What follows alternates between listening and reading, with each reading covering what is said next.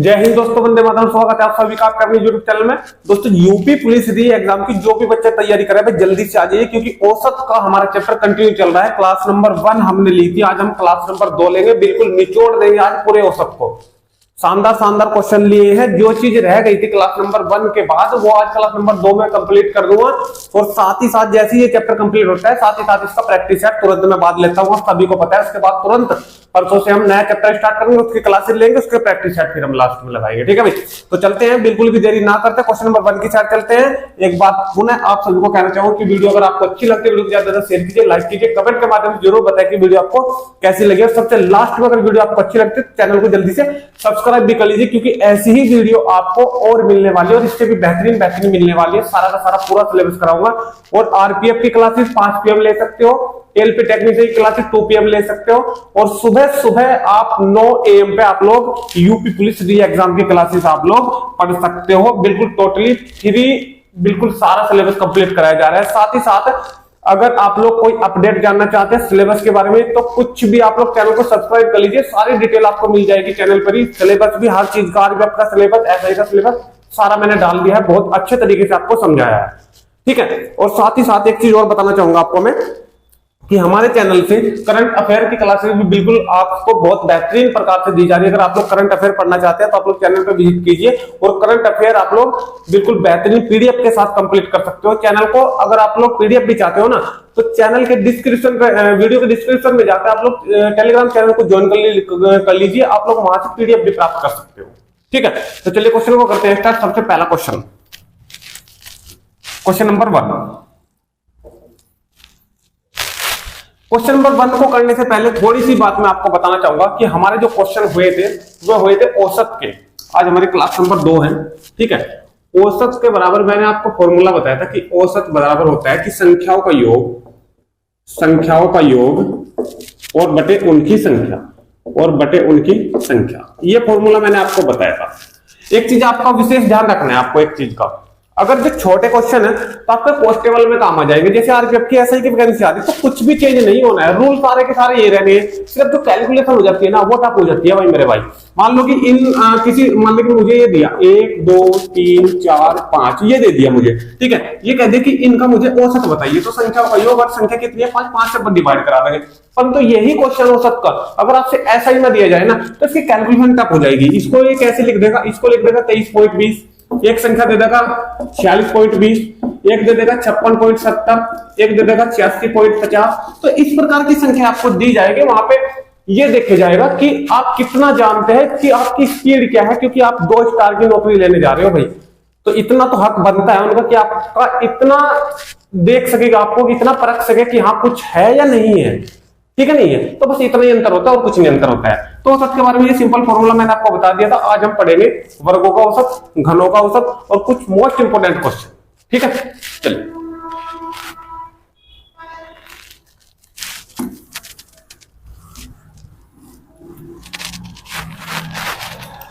सबसे पहले आप लोग फॉर्मूला देख लीजिए। प्रथम n प्राकृत संख्याओं के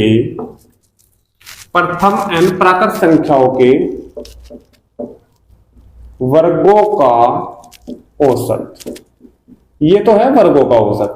फॉर्मूला क्या रहेगा आपका, फॉर्मूला रहेगा n+1 और 2n+1/6। n की वैल्यू वो है जो ये वर्ग देगा। मान लो कि 1 का स्क्वायर, 2 का स्क्वायर, 3 का स्क्वायर, 4 का स्क्वायर, 5 का स्क्वायर, तो इसमें संख्या ही कहां तक की है 5 तक की। तो n की वैल्यू जो हो जाएगी वो कितनी हो जाएगी 5 हो जाएगी। इस प्रकार क्वेश्चन में कराऊंगा, बिल्कुल भी कर रहा हूं नहीं। थोड़ा घनों का भी फॉर्मूला मैं लिख दे रहा हूं। देखिए, प्रथम n प्राकृत संख्या के घनों का औसत। अगर आपसे घनों का औसत पूछा जाता है तो क्या फॉर्मूला लगाना है, फॉर्मूला लगाना है n+1 का होल स्क्वायर और बटे 4। n+1 का होल स्क्वायर बटे 4। n की वैल्यू वही ले लिया जो मैंने आपको बताया, जितनी संख्याओं का कहेगा लास्ट में जिसका घन होगा बस वही संख्या टोटली होगी। एक चीज आपको विशेष ध्यान रखनी है, इसमें यहाँ पे लिखा है प्रथम n प्राकृत, तो प्राकृत का मतलब संख्या जो है ना 1 से स्टार्ट होनी चाहिए। 1 का स्क्वायर, 2 का स्क्वायर, 3 का स्क्वायर, एक से स्टार्ट होनी चाहिए, फिर चाहे वो 100 तक चली जाए और ये पूछ ले कि इसका वर्गों का योग कितना होगा, कोई प्रॉब्लम नहीं है। ठीक है, तो सबसे पहले तो समझेंगे एक से जो स्टार्ट हो रही है, परंतु कुछ क्वेश्चन ऐसे जाते हैं कि क्वेश्चन ये कह देता है कि 20 का स्क्वायर, 21 का स्क्वायर, 30 तक स्क्वायर। ठीक है, तो 20 से 30 तक का स्क्वायर, उनका फिर फॉर्मूला ये कैसे यूज करोगे, तो कैसे निकालोगे, ठीक है, वो सब भी बताऊंगा। अब देखिए, इसमें भी ऐसे ही सेम, इसमें भी प्राकृत के लिए ही लागू होता है अगर संख्या हमारी एक से स्टार्ट हो रही है, एक के स्क्वायर से। ठीक है, ये तो है औसत, ये तो है औसत, ये क्या है औसत, अगर वो औसत पूछता है। ठीक है, परंतु अगर इसकी जगह औसत की जगह, अगर औसत की जगह आपसे पूछ ले योग, तो डायरेक्टली मैंने आपको स्टार्टिंग में ही एक चीज बताई थी, अगर वर्गों का योग या घनों का योग या किसी का भी योग पूछे, ठीक है, तो जो फॉर्मूला है बस उसमें n से मल्टीप्लाई हो जानी है, यानी कि n+1 2n+1 और बाई 6, यानी कि इस पूरे में मैंने सिर्फ n से मल्टीप्लाई कर दी, ये रखी है। ठीक है, इसमें भी ऐसी हो जाएगी, इस पूरे में बस क्या हो जाएगी, अगर वो योग पूछता है तो n से मल्टीप्लाई हो जाएगी पूरे में, n स्क्वायर n+1 का होल स्क्वायर और बटे 4। तो जैसे ये सारे के सारे स्क्वायर हो जाएंगे तो इसको ये भी लिख सकते हो n+1 और बाई 2 का होल स्क्वायर, क्योंकि सारे स्क्वायर हो जाएंगे तो एक पे एक बार ही पूरे का होल स्क्वायर लगा दो तो कोई प्रॉब्लम नहीं है। ठीक है भाई, तो वर्गों का योग अगर पूछता है तो सीधा सीधा डायरेक्टली फॉर्मूला लगा दोगे आप लोग, अगर औसत पूछता है तो ये दोनों के दोनों फॉर्मूले आपको प्रयोग करने हैं। ठीक है, अब हम क्वेश्चन पर बढ़ते आगे, इसका स्क्रीनशॉट लेना चाहो तो ले लो बिल्कुल भी, बिल्कुल जल्दी से। तो फिर नेक्स्ट क्वेश्चन पर मैं लेके चलता हूं आपको घनों के भी और वर्गों के भी।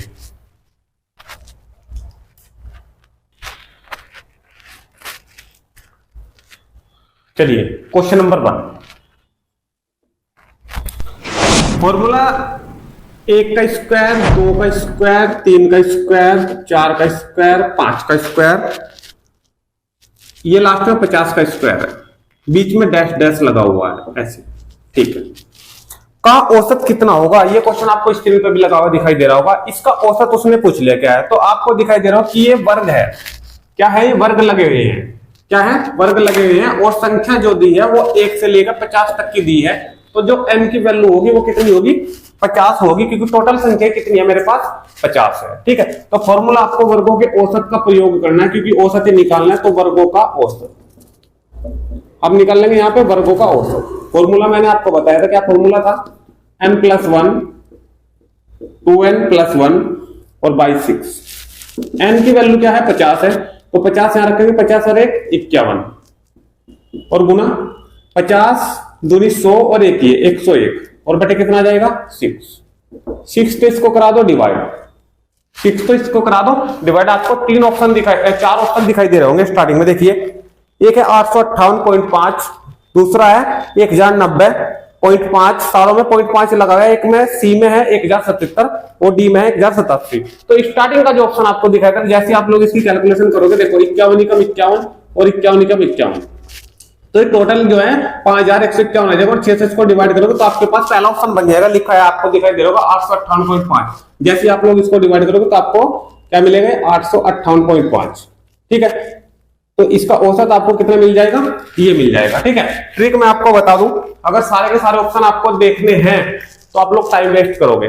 सबसे पहला आप लोग क्या करना है, आपको जैसे ऑप्शन यहाँ पे अलग अलग है, ठीक है, कोई 1 से शुरू हो रहा है, कोई 7 से शुरू हो रहा है, कोई 8 से शुरू हो रहा है, तो देखिए जैसे आप लोग 6 से इसको डिवाइड करोगे तो 6 48, स्टार्टिंग में आपको 8 दिख गया, तो जिस भी ऑप्शन में आपको स्टार्टिंग में 8 दिख रहा है ना, बस वही ऑप्शन सही है, और आपको दिख रहा है ऑप्शन नंबर ए में स्टार्टिंग में 8 85। ठीक है, तो आप लोग आगे करने की बजाय बस यही से इसको आंसर दे दो, ऑप्शन नंबर ए। क्लियर है, तो ये तो है सिंपल सिंपल क्वेश्चन आपको मिलेगा ये। ठीक है, अगर परंतु इसी के साथ साथ क्वेश्चन आपको ऐसा भी मिलेगा कभी कभी कि 1 का स्क्वायर ना देके ये 50 में खत्म हो रहा है, 50 से स्टार्ट कर देगा, देखो 50 का स्क्वायर, 51 का स्क्वायर, डैश डैश डैश 60 के स्क्वायर। ठीक है, इसका औसत बताइए मुझे क्या होगा, इसका औसत बताइए क्या होगा। तो इसका औसत कैसे निकाल लोगे आप लोग, सबसे पहले आपको क्या काम करना है, देखो अगर, क्योंकि जो मेरे पास फॉर्मूला है ना, वो फॉर्मूला है सिर्फ प्राकृत संख्याओं का, और प्राकृत संख्या होती है 1 से स्टार्ट, यही बात तो है ना। तो इसमें अगर मैं फॉर्मूला को प्रयोग करना चाहूं तो सबसे पहले ये देखूंगा कि 1 से तो ये स्टार्ट हो ही ना रही है। ठीक है, तो सबसे पहले से 1 से स्टार्ट करा लो। कैसे, देखो अगर मैं 1 का स्क्वायर, 2 का स्क्वायर, 3 का स्क्वायर और लेके चलूं, उसे 60 का स्क्वायर पे छोड़ दूं, लाके ये छोड़ दिया। ठीक है यहाँ तक, ठीक है। अब इसमें से मुझे क्या माइनस करना, इसमें से मुझे क्या माइनस करना कि मेरे पास बस 50 का स्क्वायर, 51 का स्क्वायर, 52 का स्क्वायर, बस ये वैल्यू बचनी चाहिए, ये वैल्यू बचनी चाहिए। तो देखो अगर इस पूरे में से मैं 1 का स्क्वायर, 2 का स्क्वायर, 2 डैश डैश डैश 50 तक का स्क्वायर माइनस कर दूं, 50 तक का स्क्वायर इसमें से माइनस कर दूं, तो समझ आ रही है बात? देखो 1 से 60 तक की मैंने गिनती लिख ली, उसमें से 1 से 50 तक का माइनस कर दूंगा, या 49, क्योंकि 50 तक का मुझे इसमें देना है, तो आप एक काम करो, यहाँ पे 49 तक का ले लो, ये 49 आ गया यहाँ पे, ठीक है।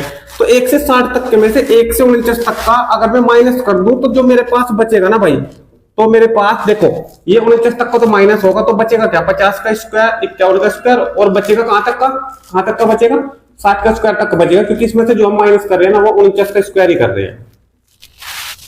बताइए समझ में? यानी कि ये जो फॉर्मूला है ना, ये 2 बार प्रयोग होगा। फिर सबसे पहले तो 1 से लेकर 60 तक प्रयोग होगा यही फॉर्मूला, और फिर यही प्रयोग होगा 1 से लेकर 49 तक, यही फॉर्मूला। इसमें संख्या हो जाएगी 49, इसमें संख्या हो जाएगी 60। फिर 60 संख्याओं में तो 49 संख्याओं का जैसे ही माइनस होगा, तो 50 से लेकर 60 तक का इन्हीं 10-11 संख्याओं का बचेगा।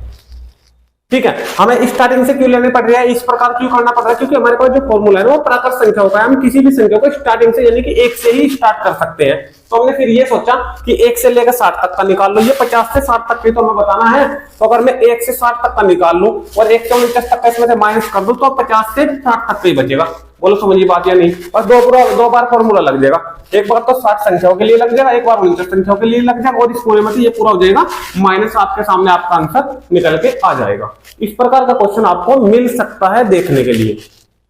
ठीक है, चलिए स्क्रीनशॉट ले लीजिए, फिर नेक्स्ट चलते हैं।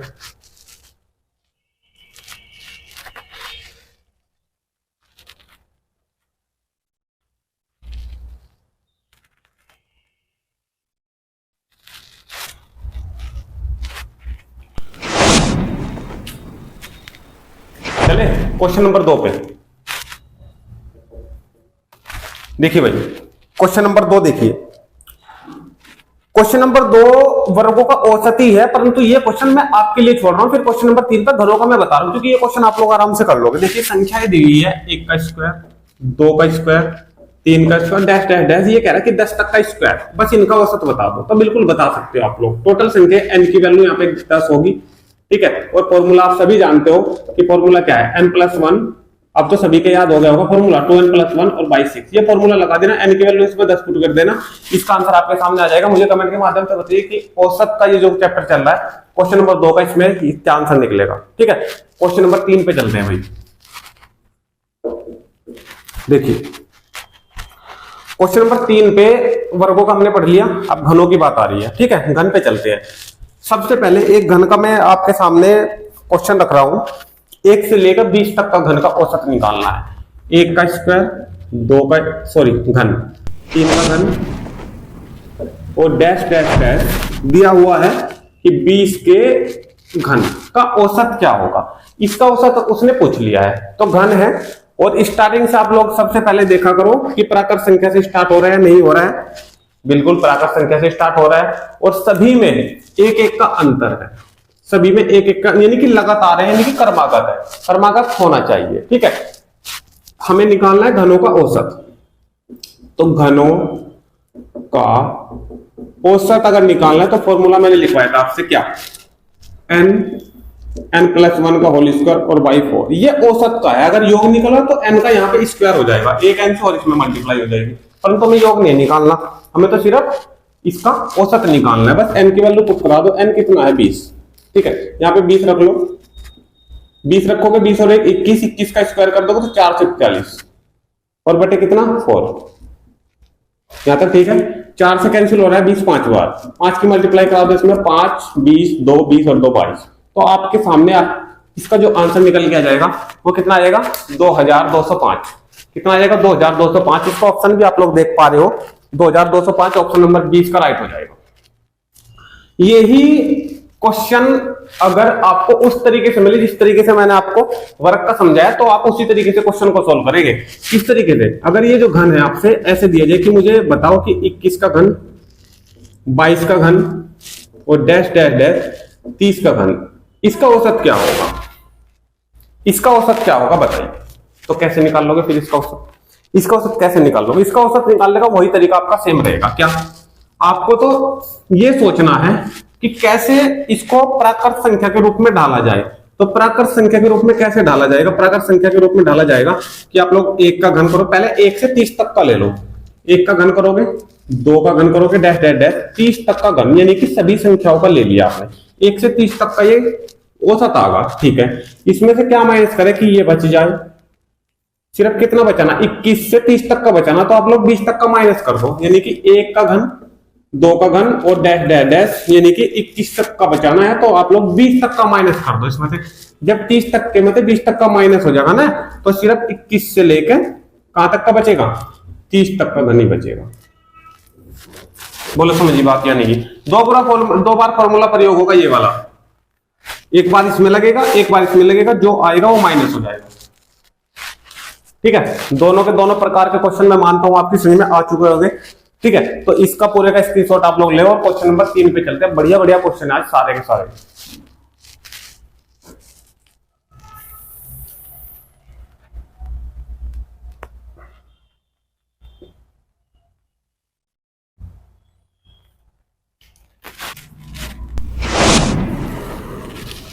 क्वेश्चन नंबर 4 देखिए, पिछले वाली जो क्लास ली थी हमने, क्लास नंबर 1, एक क्वेश्चन के साथ उसका रिवीजन कर लेते हैं, बढ़िया तरीके से सब कुछ समझ में आ जाएगा। देखिए, 1 से 30 तक की सभी सम संख्या को औसत निकालना है। 1 से 300 तक, 1 से 300 तक सम संख्याओं का औसत निकालना, सम संख्याओं का एवरेज निकालना है, औसत निकालना है 1 से 300 तक। ठीक है भाई, सबसे पहली बात कि कहां 1 से लेके जितनी भी संख्याएं वो देगा और उसमें सम पूछता है, तो सम हमेशा उसका आधा हो जाएगी, सम हमेशा उसकी आधी हो जाएगी। यानी कि अगर 300 संख्याएं वो कह रहा है, तो मेरे पास जो सम संख्याएं बनी वो कितनी बनी? 150 बनी। कितनी बनी? 150 बनी। ठीक है, ट्रिक मैंने आपको इसकी क्या बता रखी थी? अगर सम संख्याओं का औसत पूछता है तो डायरेक्टली आपको n+1 लगा देना। कितनी संख्याएं सम है और उसमें एक जोड़ देना है। संख्या मेरे पास है 150 और उसमें एक जोड़ देना है, तो 151 इसका औसत निकल के आ जाएगा। बस ये बात समझ में आई या फिर नहीं आई? ये तो है ट्रिक। ठीक है, अगर एक ही बार आपको फॉर्मूला याद करना है, मैंने संख्या पद्धति में पढ़ लिया भाई, मैं इस फॉर्मूले को 2 बार नहीं पढ़ना चाहता, इसका रिपीटेशन नहीं करना चाहता, मतलब कि यही फॉर्मूला इन क्वेश्चनों में भी आप लोगों को प्रयोग कर दो अगर, तो ये n+1 याद करने की जरूरत ना पड़े, तो भाई क्या करना पड़ेगा? तो उसके लिए देखिए, सबसे पहले आपको जो है क्या करना पड़ेगा, इसका मुझे औसत निकालना है। क्या निकालना है? औसत। ठीक है, औसत निकालने के लिए देखिए, औसत का फॉर्मूला होता है योग बटे संख्या, योग बटे संख्या। ठीक है, संख्या मुझे पता है कि 300 में से 150 हो जाएगी सम, तो संख्या मुझे मिल गई कि संख्या नीचे कितनी है? 150, लेकिन मुझे योग नहीं मिला। तो योग सबसे पहले 1 से लेकर 300 तक का जो योग आपको निकालना है, वो भी सम संख्याओं का योग, वो भी सम संख्याओं का योग। बस यहाँ पे ऊपर पुट करा दोगे, औसत निकल जाएगा। ठीक है, कोई भी नया फॉर्मूला याद करने की जरूरत नहीं पड़ेगी n+1। ठीक है, कैसे? देखो, ये सम संख्या, पहली सम संख्या 2 होगी, हमें योग निकालना है 4 होगी। ठीक है, फिर 6 होगी, बस स्टार्टिंग के 2 ही मुझे चाहिए, बार बार लिखने की जरूरत है, और लास्ट की हमारी 300 ही होगी। अगर विषम संख्याओं की बात करें तो यही विपरीत हो जाएगी, 1 हो जाएगा, 3 हो जाएगा, और सबसे लास्ट की 199 299 हमें लेनी पड़ेगी, क्योंकि 300 हो जाएगी सम, हमें लेनी है विषम। विषम संख्या पूछेगा तो 1 से स्टार्ट हो जाएगी 299 तक।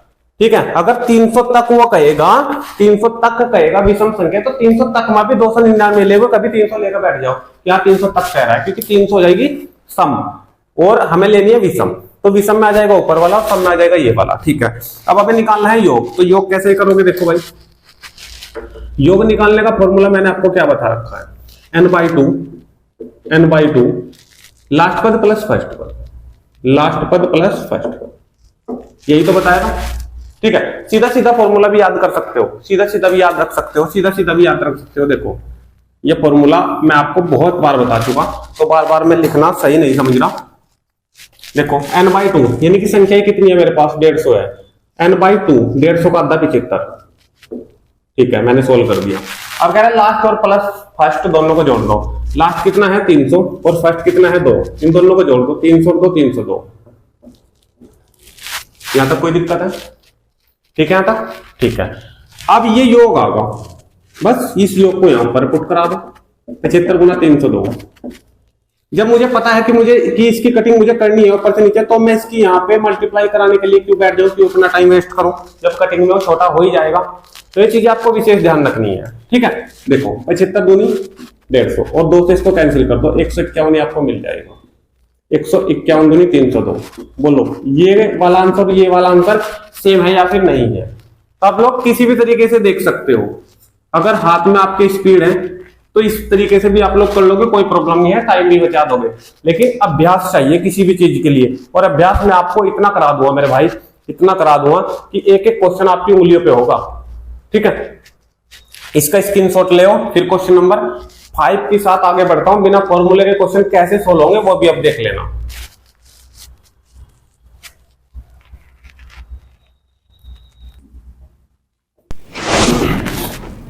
देखिए क्वेश्चन नंबर 5, 4 क्रमागत सम संख्याओं का औसत 27।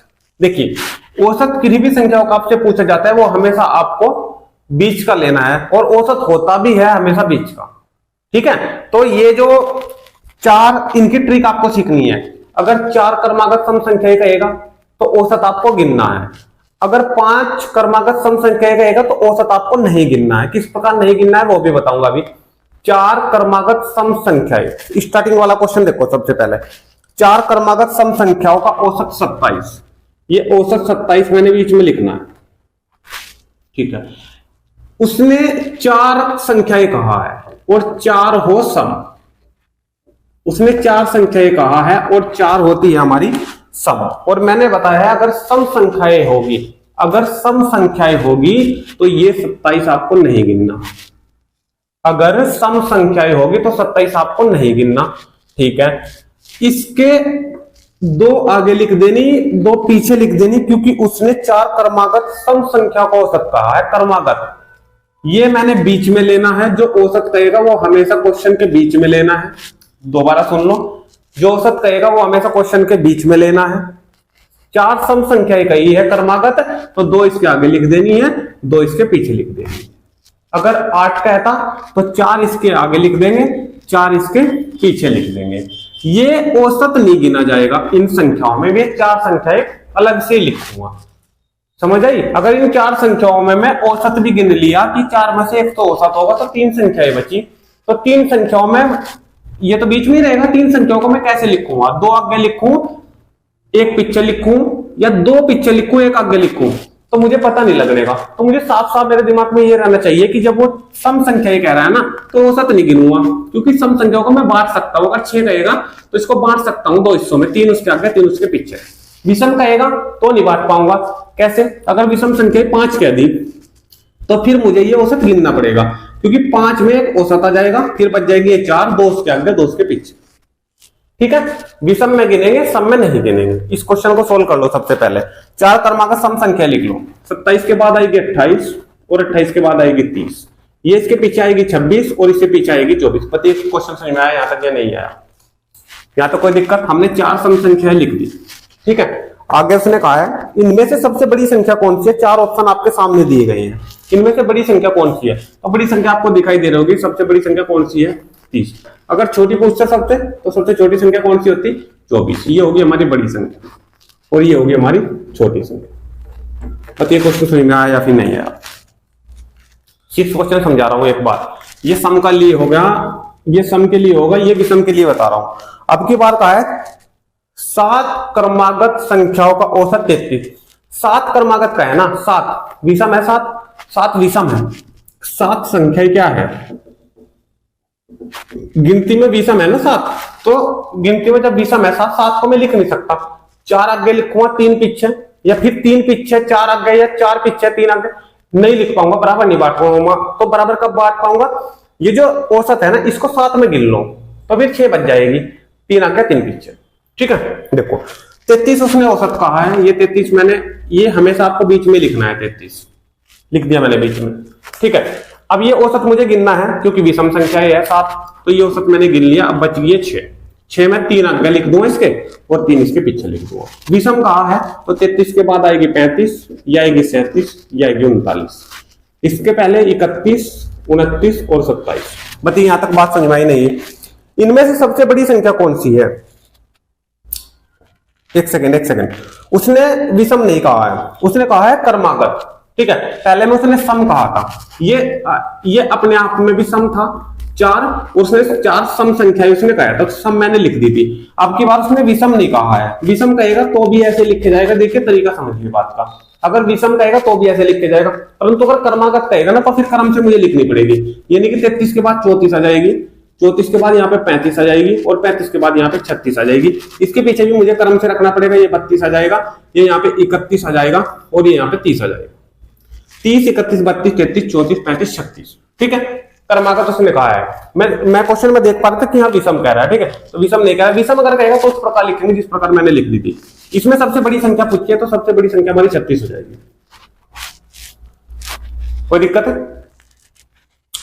ना फॉर्मूला लगाना है ना कुछ लगाना है, बिल्कुल आंसर आपके सामने। ठीक है, इसका स्क्रीनशॉट ले लो जल्दी से, फिर क्वेश्चन नंबर 7 पे पहुंचता हूं। इससे भी शानदार क्वेश्चन है।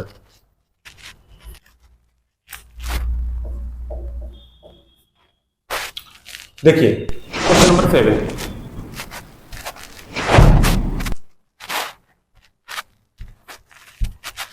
क्वेश्चन नंबर 7 में कह रहा है 6 संख्याओं का औसत 30। 6 संख्याएं, योग अगर मुझे निकालना है तो संख्याओं का योग अगर मुझे निकालना है तो संख्याओं का और औसत की मल्टीप्लाई कर दो, क्योंकि औसत बराबर एवरेज बराबर क्या होता है?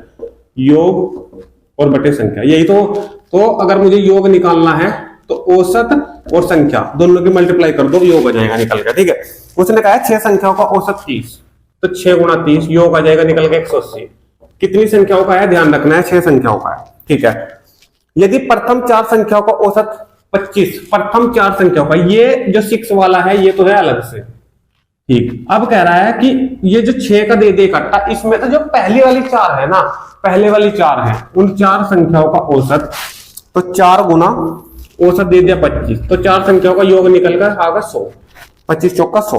ठीक है, और अंतिम 3 संख्याओं का औसत है मेरे पास 35, तो अंतिम 3 संख्याएं हैं और कितना है? 35 औसत। जब योग निकाल लेंगे 3 संख्याओं का तो 35 से 105 ये आ जाएगा निकल कर। ठीक है, वो कह रहा है तो चौथी संख्या क्या है? चौथी संख्या कौन सी? चौथी संख्या क्या है? देखो चौथी संख्या वो पूछ रहा है, समझिए बात को। ये जो 6 संख्या उसने स्टार्टिंग में दी थी, 6 को 4 संख्या तो ये दे दी 6 में से, और उसमें 2 ही देनी चाहिए थी लेकिन उसने 3 दे दी, क्योंकि 6 तो थी मेरे पास, 4 ये होगी, 3 ये, अब तो ये 7 हो रही है। तो 7 संख्याओं का योग कितना है? 100 ये है और 105 ये है, तो 7 संख्याओं का योग आ रहा है 205। कितनी संख्याओं का? ये 7 का, ये 7 संख्याओं का, क्योंकि 4 और 3 7। ठीक है, और 6 संख्याओं का योग कितना आ रहा था? 180। तो एक जो 7वीं संख्या आई है वह कितने की है यह पूछता है। 7वीं मान लो, चौथी मान लो, ठीक है, वह एक संख्या जो बची है वो कितने की है? सीधी सीधी सी बात है। इस 7 संख्या को 205, 7 का ही 205 और 6 का 180, तो 7 वाले में से अगर 6 वाला घटा दोगे तो एक वही संख्या बच जाएगी। कितनी आ जाएगी निकल के? 25। तो बात समझ में आई या नहीं? 6 संख्याओं का योग था 180 और 7 संख्याओं का योग बना 205, तो 6 वाले 7 वाली में से 6 वाला माइनस कर दो, जो एक संख्या बची वही आ जाएगी निकल के, जो चौथी है संख्या, जो एक एक्स्ट्रा जोड़ी गई है वो कितनी है? 25। ठीक है, इसकी शॉर्ट ले जल्दी से, फिर 8 पे चलता हूं।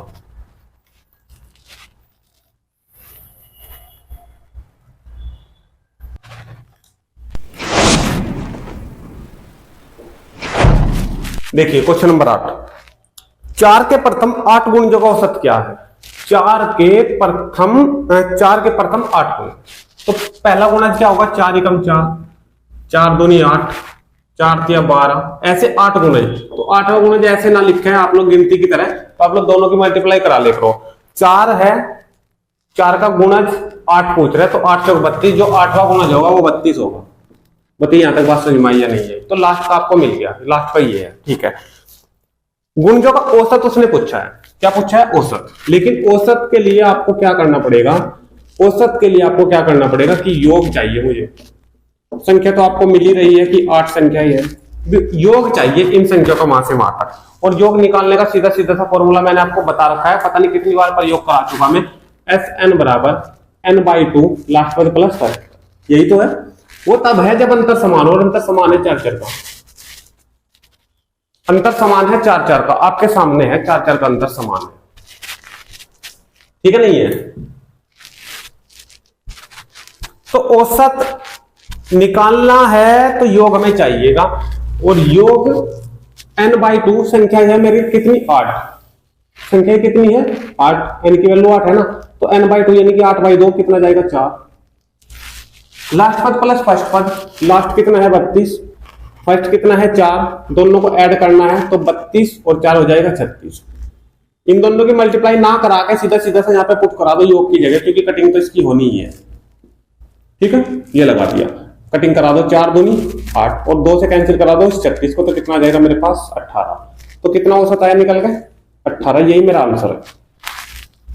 बताइए समझ में आया नहीं है कुछ, क्लियर है? स्क्रीनशॉट ले लो जल्दी से, फिर नेक्स्ट क्वेश्चन पर लेके चलता हूं आपको।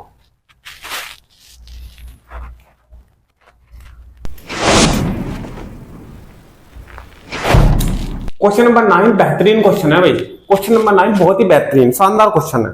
इस प्रकार का क्वेश्चन आता है बहुत एग्जाम के अंदर। देखिए 14 लड़कियां और एक अध्यापक की औसत आयु 15 वर्ष।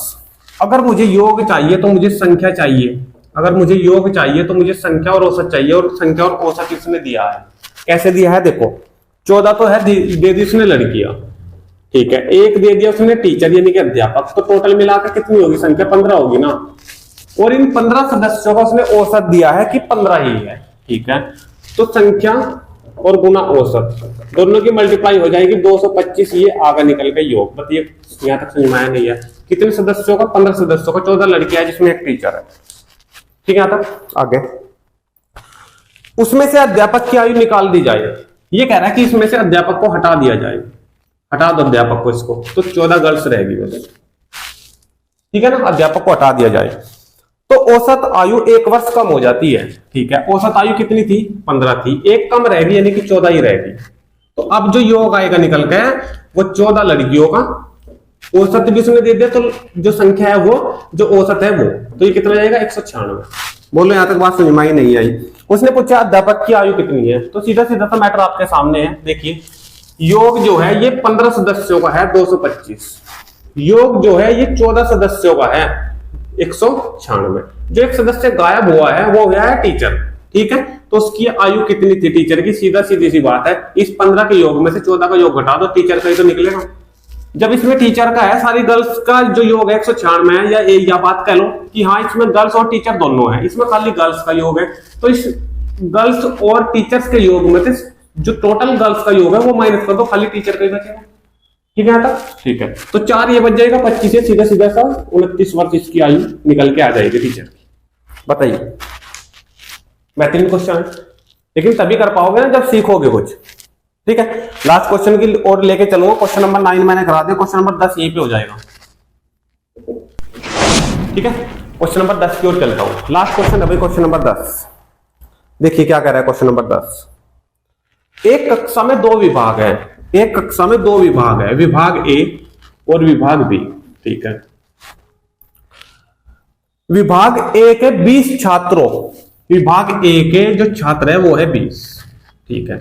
20 छात्रों का उत्तीर्ण औसत 80% औसत दे दिया, संख्या मुझे पता, ठीक है, औसत दे दिया उसने 80, तो योग निकल जाएगा ए विभाग में 20 लड़कों, ये 20 लड़के हैं ना, इनका योग आ जाएगा निकल कर 16 से। बताइए बात समझ में यहाँ पर नहीं है, यहाँ तक कोई दिक्कत हो ना, ठीक है। विभाग बी में कितने बच्चे हैं, विभाग के 30 छात्रों में, इसमें योग ही निकल के आ जाएगा क्योंकि इसने संख्या दी है 30 छात्र दी है और औसत दे दिया उनका 70, इनकी मल्टीप्लाई करोगे तो 21 आपके सामने निकल के आ जाएगा। ये बी सेक्शन में जितने छात्र हैं 30 छात्र हैं उनका योग है 2100, और ए सेक्शन में जितने छात्र हैं उनका योग है आपके सामने ये 1600, ठीक है। उसने क्या पूछा है, दोनों विभागों का कुल उत्तीर्ण औसत कितना है, दोनों विभागों का। तो दोनों विभाग जब ऐड होंगे, जब दोनों विभागों की बात आ रही है, देखिए औसत निकालना है दोनों विभागों का, ठीक है। तो दोनों विभागों का योग आएगा एक और बी का, और उनकी संख्या आ जाएगी, यही तो होता है ना औसत निकालने का फॉर्मूला। जब दोनों का औसत निकालना है ना, दोनों का, दोनों सेक्शनों का, तो दोनों का योग भी तो आएगा ऊपर, ये 1600 और ये 2100, तो ऊपर आ गया योग 3700। यहां तक कोई दिक्कत है? नीचे दोनों विभागों की संख्या, सबसे पहले जो एक 30 ये है, एक 20 ये है, तो टोटल मिलाकर 50, 30 और 20। ठीक है, यहां तक कटिंग कराओ, 0 से 0 कैंसिल, 5 से इसको करा दो कैंसिल, 370 को। ठीक है, देखो 5 7 35 और 5 चौक 20, तो ये 74% आपका औसत निकल के आगा। क्वेश्चन नंबर 10 का यही आंसर है, 74%। आप लोग ऑप्शन में भी देख पा रहे हो। ठीक है, तो ये औसत के आज मैंने 10 क्वेश्चन ये लिए हैं, बहुत बेहतरीन तरीके से मैंने आपके सोल्व कराने की कोशिश करी है। अगर सारे के सारे क्वेश्चन आपको अच्छे लगे तो वीडियो को भाई लाइक कर दे और शेयर कर दे वीडियो को। जिसने चैनल को अभी तक सब्सक्राइब नहीं किया वो चैनल को सब्सक्राइब कर ले, क्योंकि कल इस चैप्टर का आने वाला है प्रैक्टिस सेट।